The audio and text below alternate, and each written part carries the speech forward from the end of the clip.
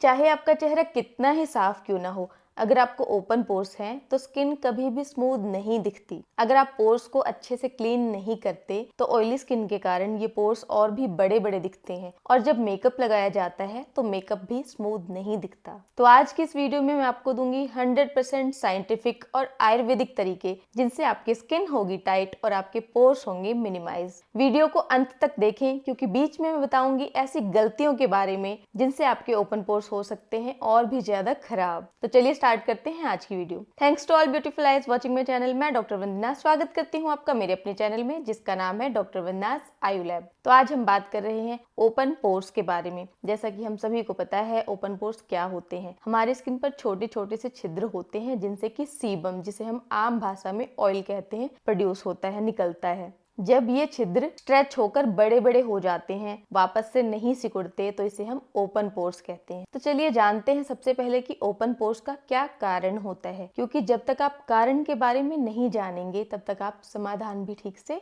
नहीं कर पाएंगे। तो सबसे मेन कारण होता है बहुत मात्रा में सीबम यानी कि ऑयल प्रोड्यूस होना। जब हमारी स्किन में सीबम ज़्यादा मात्रा में प्रोड्यूस होता है तो इससे हमें ब्लैक हेड्स, वाइट हेड्स और एक्ने की समस्या होती है। तो इससे क्या होता है कि जब हमारी इन छिद्रों के अंदर वाइट हेड, ब्लैक हेड ये सब फंस जाते हैं और काफ़ी टाइम तक फंसे रहते हैं तो ये हमारे पोर को स्ट्रेच कर देते हैं। स्ट्रेच होने के कारण ये पोर बड़े बड़े दिखने लगते हैं। जिन लोगों को एक्ने बहुत ज़्यादा होते हैं उन लोगों में ये समस्या और भी देखी जाती है। जिन लोगों को एक्ने होते हैं उनमें ओपन पोर्स के साथ साथ पिटिंग स्कार भी हो सकते हैं। तो ओपन पोर्स इस तरीके के दिखते हैं और पिटिंग स्कार इस तरीके के दिखते हैं, दोनों में डिफरेंस होता है। दूसरा कारण है एजिंग। जैसे जैसे हमारी एज बढ़ती है हमारी स्किन का कोलेजन डिप्लीट होने लगता है, जिसके कारण हमारी त्वचा लूज हो जाती है और ये पोर्स और भी ज़्यादा प्रोमिनेंट दिखते हैं। तीसरा कारण है गलत स्किन केयर। अगर हम गलत स्किन केयर का इस्तेमाल करते हैं तो इससे हमारी त्वचा ढीली और डिहाइड्रेटेड हो जाती है, जो कि कारण बनती है ओपन पोर्स का। तो चलिए अब जानते हैं उन बड़ी गलतियों के बारे में जो कि आपके ओपन पोर्स की समस्या को और भी ज़्यादा बिगाड़ रही हैं। इसमें नंबर 1 पर आता है ओवर स्क्रबिंग। खासकर जिन लोगों की ऑयली स्किन होती है वो ये गलतियां करते हैं, क्योंकि हमें लगता है कि हमारी स्किन बहुत ज़्यादा ऑयल प्रोड्यूस कर रही है और हमें अपनी स्किन को करना है ऑयल फ्री, जो कि एक बहुत ही बड़ी गलती है। क्योंकि हम ये भूल जाते हैं कि हमारी स्किन का जो नेचुरल ऑयल है वो हमारी स्किन को प्रोटेक्शन देता है, एक लेयर बनाता है स्किन के ऊपर और एक बैरियर का काम करता है। लेकिन जब हम स्किन को ज़्यादा ही स्क्रब करते हैं इससे हमारी स्किन ड्राई हो जाती है। जब हमारी स्किन ड्राई होती है तो वो खुद को प्रोटेक्ट करने के लिए और ज़्यादा ऑयल प्रोड्यूस करती है। दूसरा क्या होता है, ओवर स्क्रबिंग से धीरे धीरे स्किन लूज भी हो जाती है। तो अगर आप ओवर स्क्रबिंग कर रहे हैं तो आपको ये बिल्कुल ही अवॉइड करना है। स्क्रबिंग हमेशा ही माइल्ड होना चाहिए और डेली स्क्रब नहीं करना चाहिए। आपको अपने स्किन टाइप के अकॉर्डिंग ये देखना पड़ेगा कि आपको वीक में 1 बार स्क्रब की ज़रूरत है, वीक में 2 बार, या फिर 2 हफ्ते में 1 बार आपको स्क्रब की ज़रूरत है। उसी हिसाब से आप स्क्रब करें। दूसरा कारण है सनस्क्रीन ना लगाना। ये गलती भी हम में से काफ़ी लोगों ने की है, मैंने भी ये गलती की है, क्योंकि मुझे लगता था कि जो पिगमेंटेशन है वो भी ठीक नहीं हो रही सनस्क्रीन से, और सनस्क्रीन लगाने के बाद भी अक्सर टैनिंग भी हो जाती है। तो फिर समझ ही नहीं आता कि सनस्क्रीन का रोल क्या है। लेकिन अगर हम बिना सनस्क्रीन पहने धूप में जाते हैं तो हमारे स्किन को यूवी रेज से डैमेज होता है, जिसके कारण हमारी स्किन की एजिंग फास्ट होती है। और जैसे जैसे हमारी स्किन की एजिंग फास्ट होगी, हमारी स्किन लूज होगी, वैसे वैसे क्या होगा, ये पोर्स ज़्यादा प्रोमिनेंट दिखने लगेंगे।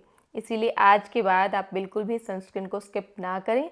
बाहर जाते हुए सनस्क्रीन ज़रूर लगाएं और घर में रहते हुए भी 1 बार सनस्क्रीन ज़रूर लगाएं। अगर आपको सनस्क्रीन से जुड़ी जानकारी चाहिए तो उसके लिए आप मेरी प्रीवियस वीडियो देख सकते हैं। इसके अलावा कारण है मॉइस्चराइज़र ना लगाना या फिर गलत मॉइस्चराइज़र लगाना। हम में से काफ़ी लोग या तो मॉइस्चराइज़र लगाते ही नहीं हैं, जैसे कि मैंने भी लंबे टाइम तक नहीं लगाया। कारण ये है कि मेरी बहुत ज़्यादा ऑयली स्किन थी और उस टाइम पर मुझे नहीं पता था कि कौन सा मॉइस्चराइज़र लगाना है।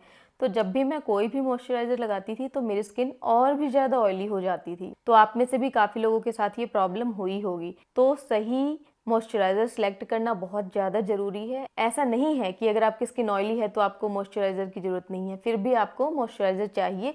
हाँ, आपको ऐसा सिलेक्ट करना है जो कि आपकी स्किन को और ज़्यादा ऑयली ना बनाए। दूसरा, अगर स्किन ड्राई है और हम ऐसा मॉइस्चराइज़र लगा रहे हैं जो उसको प्रॉपर हाइड्रेशन प्रोवाइड नहीं कर रहा, तो भी आपको उसका फ़ायदा नहीं मिल रहा है, तो आपको इस बात का ध्यान ज़रूर रखना है। पांचवा कारण ऐसा है ना जिस पे आपने कभी ध्यान नहीं दिया होगा, वो कारण है बार बार स्किन को टच करना। कभी भी गंदे हाथों से ना स्किन को टच नहीं करना चाहिए। स्किन को बार बार टच करने की, चेहरे को छूने की जो हैबिट है ना, बिल्कुल ही बंद कर दें।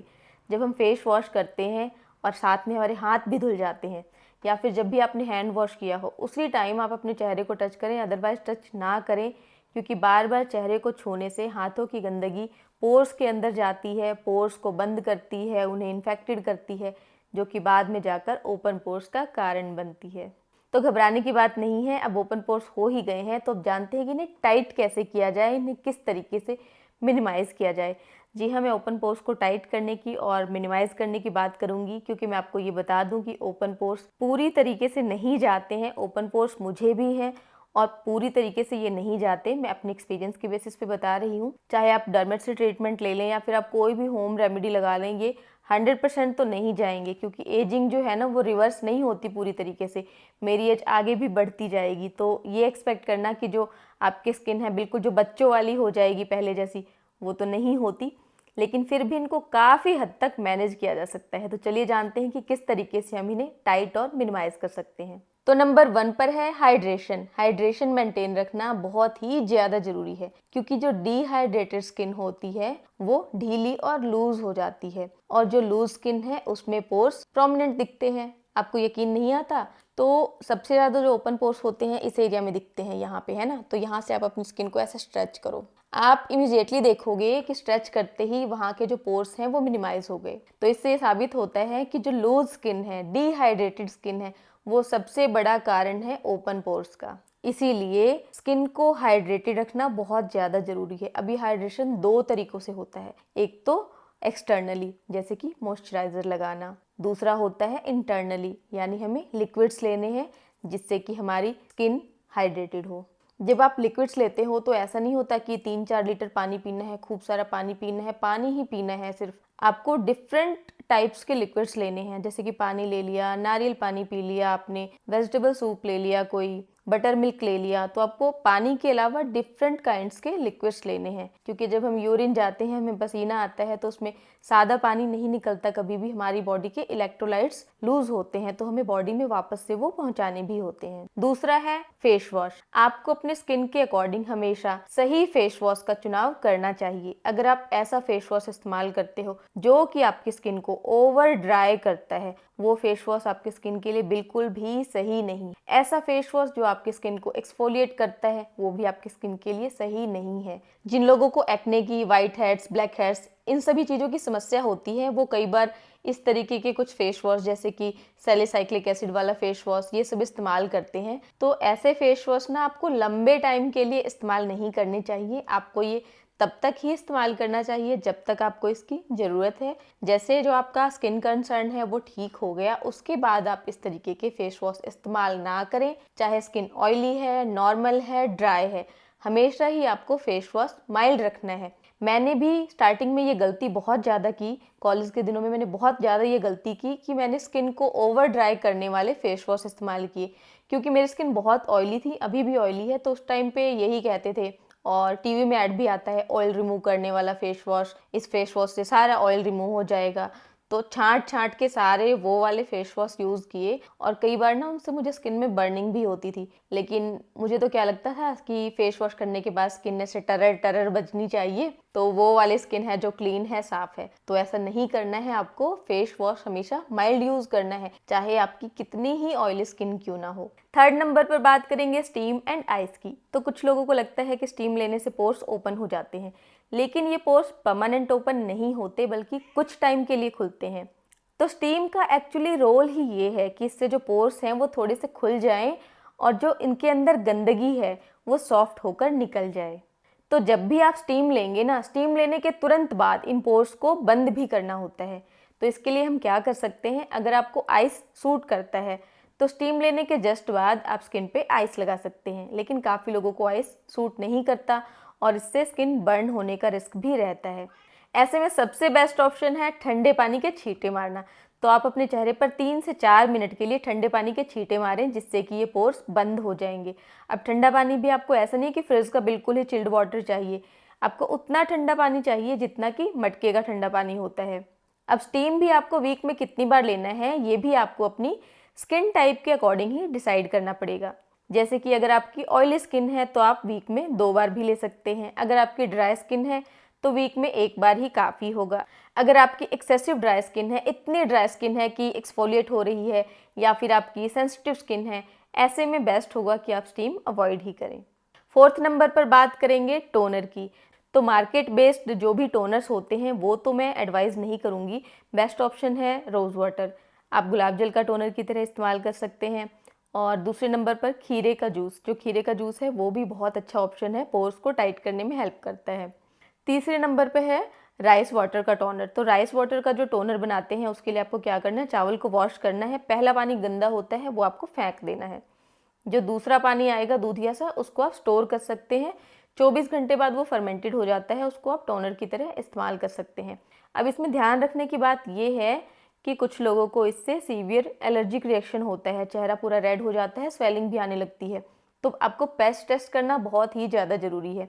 इसमें एक और बात का ध्यान रखना है कि जैसे आपने राइस वाटर का टोनर बनाया, 24 घंटे बाद आपने यूज़ किया, आपको एलर्जी नहीं हुई, 48 घंटे बाद आपने यूज़ किया, एलर्जी हो गई, या फिर आपने 72 घंटे बाद उसको यूज़ किया, एलर्जी हो गई। तो आपको ये देखना पड़ेगा कि कितने टाइम का रखा हुआ आपकी स्किन को बेटर सूट कर रहा है, क्योंकि वो जितना पुराना होता जाएगा उसकी पोटेंसी बढ़ती जाएगी, और जैसे जैसे उसकी पोटेंसी बढ़ेगी ना, हो सकता है कि आपके स्किन को वो सूट ना करे। तो आपको देखना होगा कि जब भी आप राइस वाटर का टोनर बनाते हो, कितने दिन तक रखा हुआ आपकी स्किन के लिए चल रहा है और कितने दिन के बाद वो नुकसान कर रहा है। 5th नंबर पर बात करेंगे मॉइस्चराइज़र की। जैसा कि मैंने अभी बताया, कभी भी मॉइस्चराइज़र स्किप नहीं करना चाहिए। अपनी स्किन के अकॉर्डिंग हमें सही मॉइस्चराइज़र सिलेक्ट करना चाहिए। इसमें आपको एक और ख़ास बात का ध्यान रखना चाहिए कि चाहे आपकी स्किन कितनी ही ड्राई क्यों ना हो, अगर आप बहुत ज़्यादा हैवी मॉइस्चराइज़र लगाते हो तो फिर वो आपकी स्किन के लिए अच्छा नहीं होता है। तो मॉइस्चराइज़र ऐसा होना चाहिए जो कि हमारी स्किन अब्जॉर्ब कर ले। तो मॉइस्चराइज़र लाइट वेट हो और ऐसा होना चाहिए जो कि हमारी स्किन अब्जॉर्ब कर ले। 6th नंबर पर ऑफकोर्स सनस्क्रीन कभी भी स्किप नहीं करना। 7th नंबर पर बात करेंगे डाइट एंड लाइफस्टाइल की। तो हमें इस तरीके की डाइट लेनी है जिसमें कि एंटीऑक्सीडेंट्स भरपूर मात्रा में हो, क्योंकि जो एंटीऑक्सीडेंट्स हैं वो एंटी एजिंग का काम करते हैं। जैसे कि विटामिन सी रिच फूड हो गया, ऐसे फूड आइटम्स जो कि हमारी बॉडी में कोलेजन की प्रोडक्शन को बढ़ाते हैं। तो इन बातों का ध्यान रखते हुए हमें डाइट लेनी है। इसके अलावा हमेशा वो ही खाना है जो अच्छे से पच जाए, जो ना पचे वो नहीं खाना चाहिए। अब लाइफस्टाइल की बात करें तो लाइफस्टाइल का भी हम सभी को पता होता है, जैसे कि अल्कोहल लेने से, स्मोकिंग करने से, इन सारी चीज़ों से एजिंग फास्ट होती है, और देर रात तक जागना, नींद अच्छे से पूरी ना करना, इन सभी चीज़ों से भी जो एजिंग है वो बढ़ती है। स्ट्रेस, अगर स्ट्रेस लेवल हमारी बॉडी में बढ़ा हुआ होता है तो हमारी एजिंग जल्दी जल्दी होती है। तो एजिंग जितनी फास्ट होगी, ओपन पोर्स की समस्या भी उतनी ज़्यादा बढ़ेगी। एजिंग जितनी स्लो डाउन होगी उतनी ही ये समस्या कंट्रोल में आएगी। अब बात करते हैं फेस पैक की, क्योंकि सभी फेस पैक के बारे में ही जानना चाहते हैं कि फेस पैक कौन सा लगाएं जिनसे कि ओपन पोर्स ठीक हो जाए। तो आप कोई भी फेस पैक लगाओगे ना, वो मिरेकल नहीं करेगा एकदम से, अगर आप पीछे की जो सारी बातें मैंने बताई हैं उन पे ध्यान नहीं दोगे। तो अगर आपकी स्किन हाइड्रेटेड नहीं होगी ना, तो आप कोई भी फेस पैक लगाओगे वो आपके ओपन पोर्स पे काम नहीं करेगा। फिर भी मैं आपको बताती हूँ कि जो ओपन पोर्स है उसके लिए बेस्ट जो फेस पैक है वो क्या है। आपको कोई कैसा भी फेस पैक बता दे, ओपन पोर्स के लिए जो बेस्ट फेस पैक है वो है मिट्टी का। अब वो क्ले वाले जो बने बनाए आते हैं मार्केट वाले, चाहे वो क्ले मास्क हो या फिर मुल्तानी मिट्टी का जो फेस पैक बनाते हैं आप वो हो, तो ये मिट्टी का जो फेस पैक होता है ना, ये ही ओपन पोर्स के लिए बेस्ट होता है। क्योंकि ये क्या करता है, एक्सेसिव ऑयल को तो ये रिमूव कर देता है, लेकिन आपकी स्किन को ओवर ड्राई भी नहीं करेगा। अब स्किन ओवर ड्राई ना हो इसके लिए आपको ये ध्यान रखना है कि आपको फेस पैक भी ये ओवर नहीं लगाना। ऐसा नहीं कि आप लगाए जा रहे हो, स्किन ड्राई बिल्कुल हो रही है। जब आप लगाओगे, अपनी स्किन को टच करोगे, आपको खुद ही पता चल जाएगा आपकी स्किन कैसी है, आपको कितने दिन में लगाने की ज़रूरत है, आपको डेली लगाने की ज़रूरत है, या फिर हफ्ते में 2 बार, हफ्ते में 3 बार लगाने की ज़रूरत है।